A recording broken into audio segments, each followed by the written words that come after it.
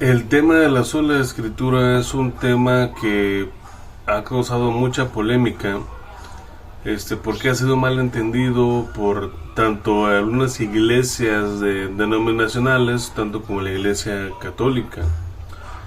Y antes de empezar a hablar de este tema, te invito a que si te agrada este tipo de contenido, puedes dejar un me gusta. Esto ayudaría mucho a que este tipo de contenido llegue a más personas que realmente necesitan saber y aprender acerca de estos temas.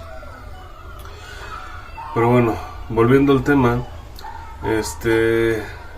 ha causado mucha división ese tema del mal entendimiento de la sola escritura.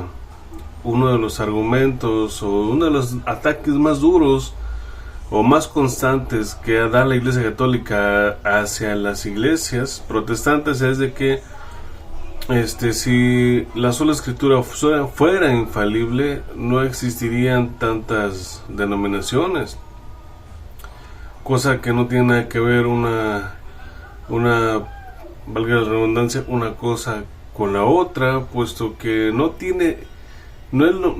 influye que se tome a la sola escritura como la máxima autoridad, que haya diferencias de interpretación entre las mismas. Por lo tanto, no tiene nada que ver que esa acusación, que es totalmente falsa y amarillenta, una nota amarillista que hace principalmente la Iglesia Católica. Ahora, no se debe de confundir lo que es la sola escritura con la sola Biblia, puesto que la sola escritura no niega la existencia de una otra autoridad aparte de la escritura.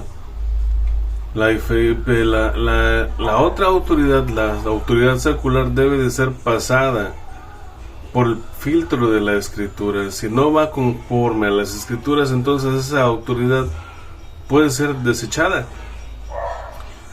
Totalmente contrario a lo que es la sola Biblia, de que ella desacredita algún otro tipo de autoridad que solamente se centra en la autoridad de la escritura y desacredita toda autoridad ajena a ella. Uno de los argumentos más comunes y más mencionados en el catolicismo es de que en los tiempos de los apóstoles no existía el Nuevo Testamento, y tampoco había un canon del Antiguo Testamento por el cual ellos se rigieran. Bueno, aunque bien es cierto que en el tiempo de los apóstoles no tenían ellos, todavía no se escribía el Nuevo Testamento y que todavía no había un canon definido, pero sí había escritos, sí había un protocanon en el cual se basaban principalmente Jesús y los apóstoles. Pero pues bueno, ahorita lo vamos a tocar. Pero para los católicos, para sustentar dichas afirmaciones, se basan en Efesios 4:11, en 1 Tesalonicenses 2:7, en 2 Tesalonicenses 2:15, en 2 Timoteo 2:2, en 2 de Juan, el versículo 12. Según los católicos, o si algunos maestros de la Iglesia Católica, este tipo de pasajes, entre otros, da y demuestra que la iglesia primitiva, en la inicial, la primera generación, que es la de los apóstoles, ellos se fundamentaban a través de la tradición oral, puesto que no había un escrito en el cual ellos se apoyaran. Perdón. O sea, su fuerte era la tradición oral. Posteriormente pasó como un apoyo a la tradición en la escrita, pero según afirman es la tradición oral, algo que es totalmente falso. Aunque bien, en parte es cierto, es falso, pero en parte tiene una parte de verdad. ¿Por qué? Porque los judíos, antes de los judíos, perdón, cuando era considerado el pueblo de Dios, antes de que surgiera el judaísmo, ellos no tenían una ley, no tenían la Torá, no tenían el Tanaj. Ellos iban a un heraldo, ellos recibían el mensaje de parte de un heraldo, y cuando ellos tenían que recibir el mensaje de ese heraldo, si no lo recibían ellos, eso acarreaba juicio para ellos. Y esto aparece en Deuteronomio 18, del versículo 16 al versículo 22. Ahí el Señor habla a los judíos cuando iban a recibir el decálogo en el Sinaí, y les dice, pues bueno, los judíos le dicen a Moisés, que él era el intercesor, el intermediario, y le dicen que por temor ellos ya no quieren escuchar la voz audible de Dios, sino que quieren que haya un mensajero, un intermediario. Y entonces es algo que Dios acepta, puesto que ya lo hacía anteriormente, como lo mencionan en Génesis. Al que ha leído Génesis sabe de lo que le estoy hablando. Entonces le dice, bueno, los voy a mandar, se lo digo una forma parafraseada lo que dice Deuteronomio 18, una forma parafraseada dice, les voy a mandar un mensajero, un heraldo, pero si ustedes no escuchan a ese heraldo que yo les voy a mandar, entonces yo les voy a pedir cuentas. Y como sigue diciendo el pasaje, en Deuteronomio ya, cuando ellos ya reciben el decálogo, entonces ellos dicen en las faldas del Sinaí, todo esto haremos. No les estoy presentando un anacronismo, sino que les estoy mostrando un principio en el cual se ha regido Dios cada vez que Él me levantaba un profeta o un mensajero. ¿Cuál era ese principio? De que si ese mensajero hablaba, tenía que cumplir. Se tenía que cumplir lo que este mensajero decía. Y de esa manera era que Dios confirmaba que estaba hablándole a su gente, a su pueblo. Tal fue como en el caso de Moisés, cuando se presenta ante Faraón. ¿Cómo sabían los judíos, o los hebreos, o los israelitas, mejor dicho, que Dios estaba hablándoles a través de Moisés? Bueno, entonces cuando Moisés llamó a existencia las plagas, ellos supieron que era Dios quien estaba lidiando con ellos. Entonces, aunque en el Antiguo Testamento y en el Nuevo Testamento no se menciona la palabra sola escritura, pero sí se menciona el principio de la sola escritura.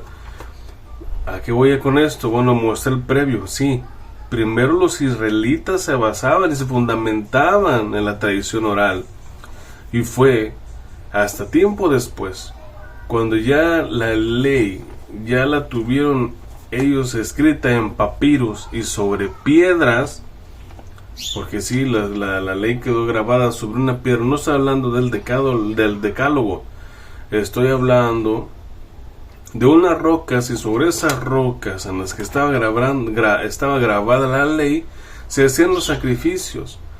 Cuando ellos ya tenían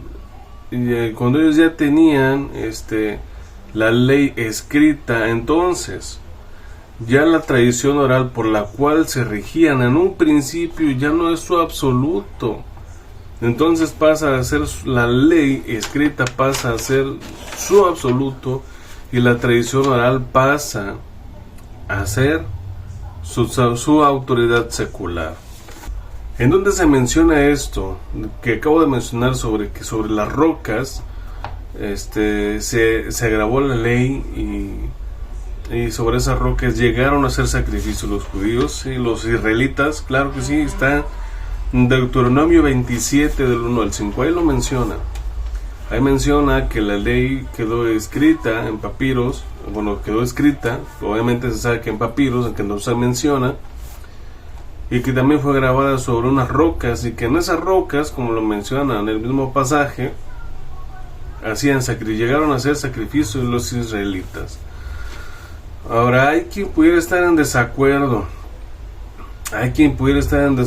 y decir, pero es que Moisés no escribió nada.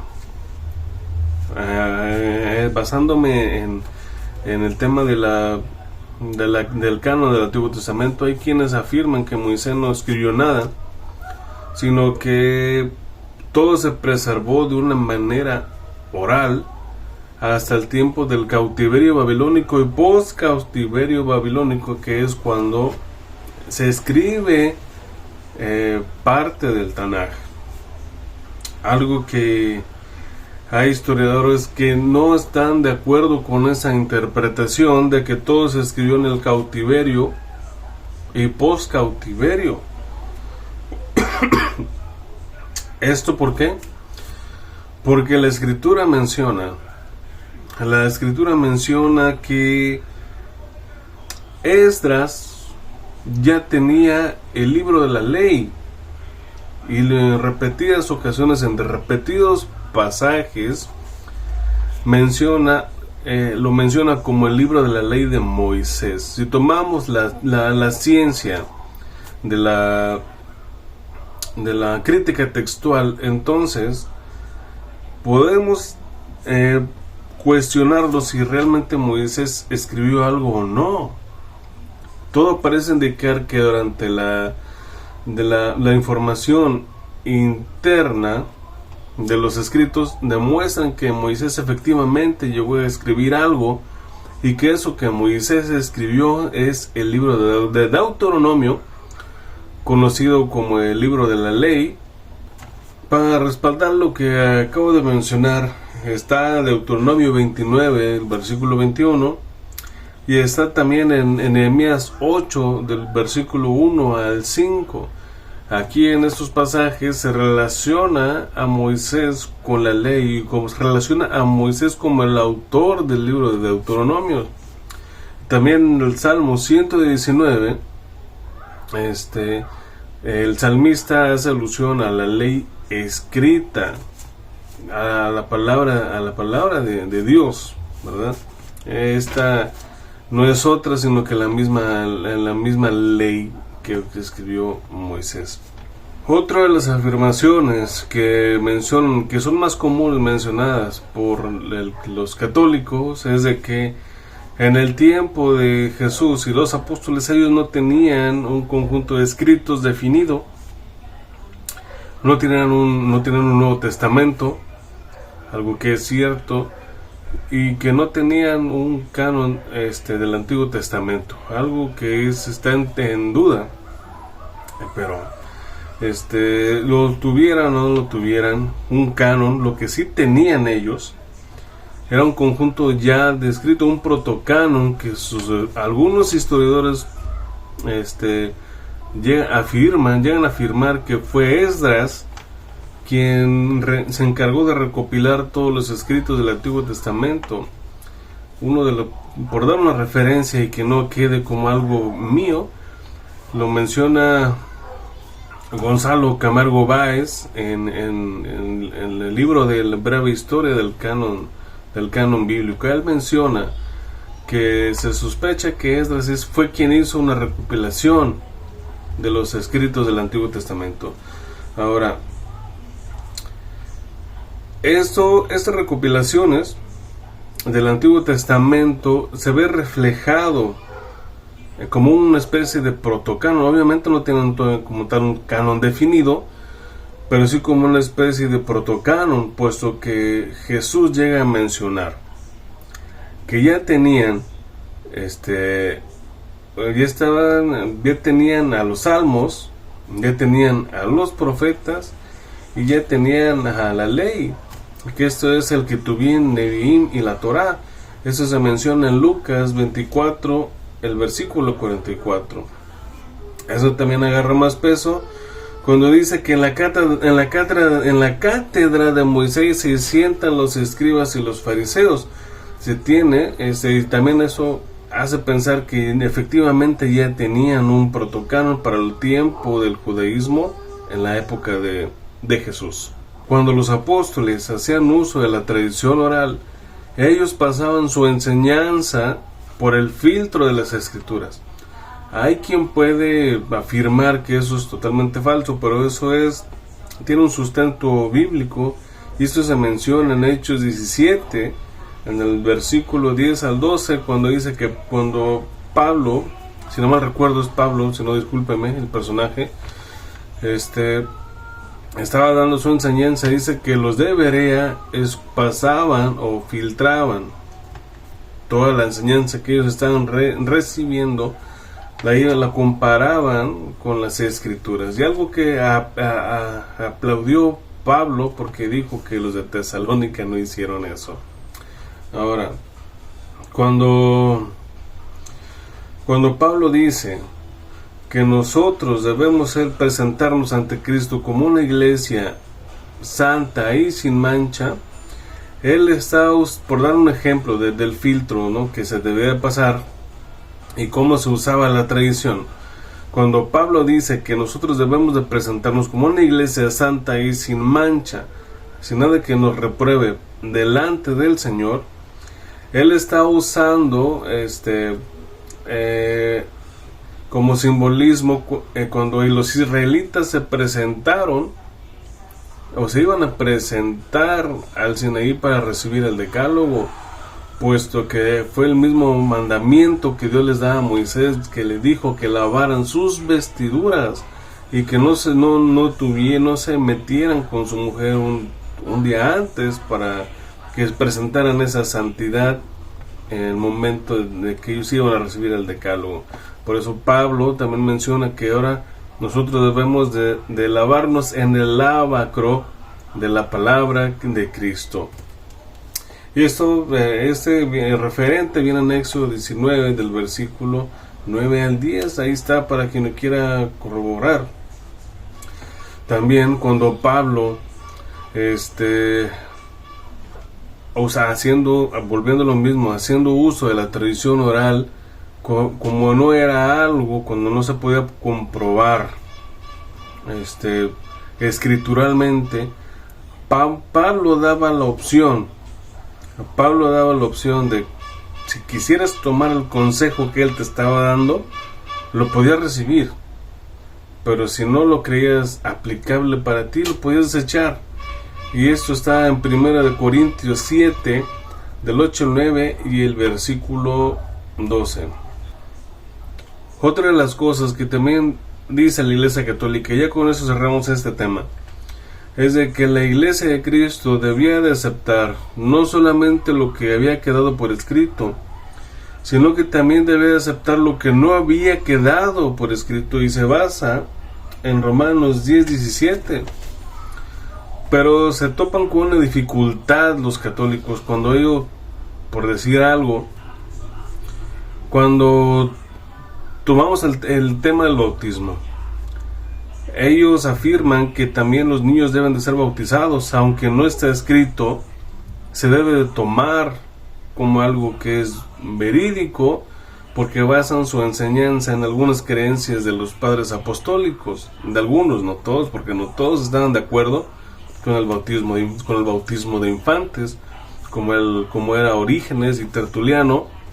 Ellos no estaban de acuerdo en el bautismo de infantes, porque ambos afirmaban que tenía que haber un grado de conciencia en el individuo para poder recibir el bautismo.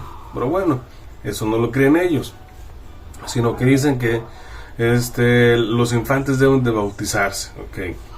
Y eso se va, pero cuando uno les dice, bueno, si nos vamos a basar si en esa nos traemos, bueno, vamos a agarrar lo que dice la Didache en el momento específico, cuando dice que el que se va a bautizar tiene que tener un ayuno de un día, no forma parafraseada, de un día o dos antes de bautizarse, y entonces se la queremos aplicar a los niños, aunque no esté por escrito, es ahí cuando el católico pinta sus colores y pinta su raya y dice, ¿sabes qué? Estás mal porque es un niño. Pero dices, bueno, ¿por qué no?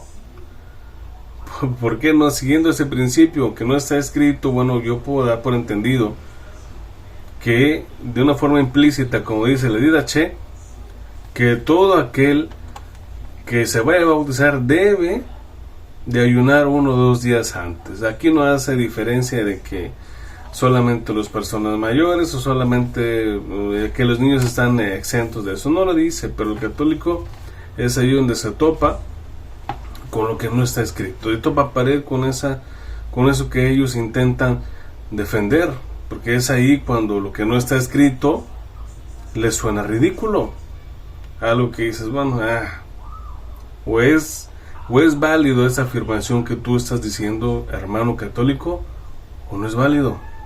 Déjame en su comentario quién está de acuerdo con esta idea del catolicismo o quién está en totalmente desacuerdo, pero coméntenme. Espero que se manifiesten aquí, que me hagan saber. Quiero saber qué es lo que ustedes opinan realmente de ese tema, ¿verdad? Ahora, es por esta causa que Jesús dijo que hablando en ese tema, que los judíos, que los fariseos, que los saduceos, que los herodianos, que etcétera, etcétera, ellos estaban invalidando la ley por seguir las tradiciones de los hombres. Y no solamente no estamos hablando de la tradición de los ancianos de los judíos, no. Aunque aquí el católico es cuando se pone legalista y dice, no me lo puedes achacar a mí, porque aquí está hablando de la tradición de los ancianos de los judíos, la mía no. Entonces retomando el tema, ¿vamos a quedarnos con lo que no está escrito o vamos a quedarnos con lo que está escrito? A ver, defínanse. Es cuando uno les dice, yo que he platicado con católicos, me toca decirles, defínete, ¿crees en lo que está escrito o también crees en lo que no está escrito? Y entonces, ¿qué haces? Si tú crees en lo que no está escrito, ¿qué haces cuando te topas con este pasaje de Jesús reclamando y reprochando acerca de las tradiciones?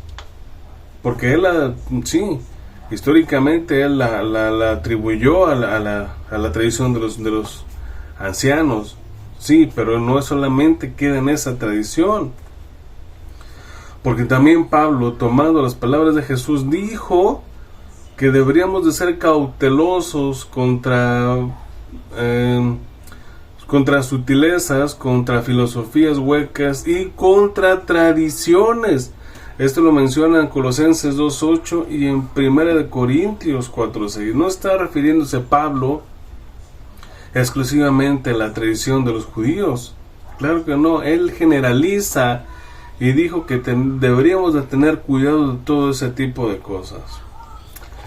Pero pues bueno, con este tipo de detalles es cuando vemos que no se sustenta, no tiene un fuerte argumento que la tradición tenga un peso por igual que la escritura misma.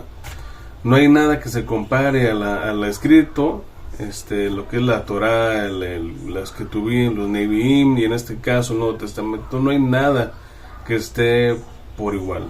Si hay una autoridad secular, ella está por debajo de lo que es lo escrito, la escritura, en este caso ya en nuestro tiempo, la Biblia. Y vemos que ese principio, aunque no está escrito, no aparece, como lo mencionaba antes, no aparece la palabra sola escritura.